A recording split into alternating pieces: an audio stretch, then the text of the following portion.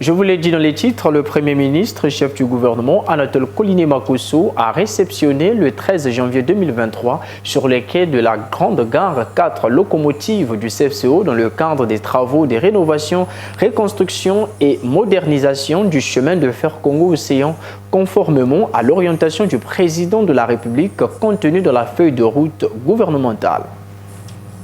Vendredi 13 janvier 2023, sur les quais de la Grande Gare CFCO, le Premier ministre, chef du gouvernement Anatole Koliné-Makosso, a procédé à la réception officielle des 4 locomotives du chemin de fer Congo-Océan fabriquées par le groupe belge John Cockerill dans le cadre d'une convention de crédit à charge d'acheteur paraphée entre le gouvernement congolais et une banque belge en 2015. Cette convention avait été conclue le 18 mars 2015 et sa ratification avait été autorisée par la loi numéro 3/2016 du 23 février 2016.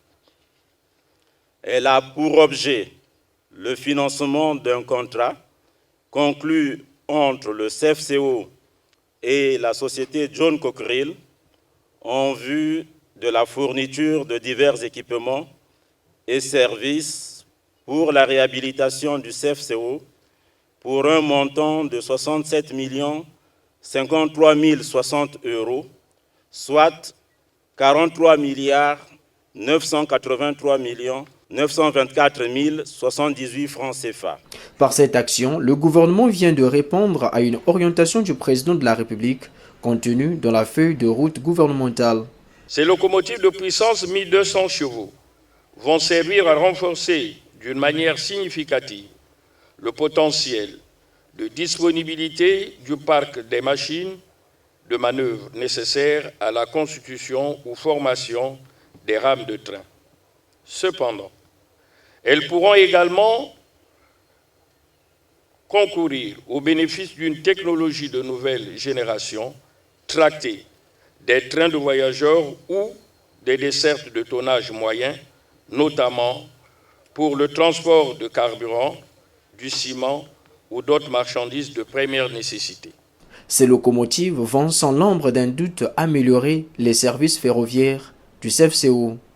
L'effectivité de la mise en exploitation de ces machines va ainsi améliorer les services ferroviaires dans les zones terminales. Elle va garantir une meilleure rotation des ressources matérielles et générer à l'entreprise un plus de recettes financières.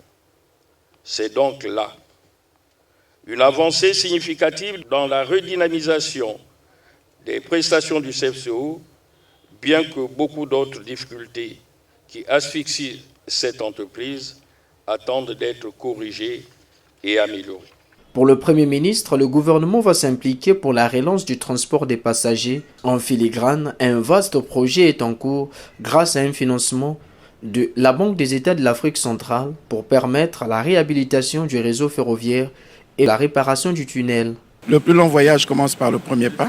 Donc, c'est un acte important qui vient d'être posé et qui va se consolider en mars avec l'arrivée des autres locomotives. Mais au-delà, nous avons un vrai projet avec la BDAC, un financement de près de 21 milliards dans le tuyau qui devrait nous permettre de faire un travail beaucoup plus important dans le cadre du chemin de fer, la réhabilitation de la ligne ferroviaire et la réparation du tunnel. On peut dire qu'on est sur la bonne voie.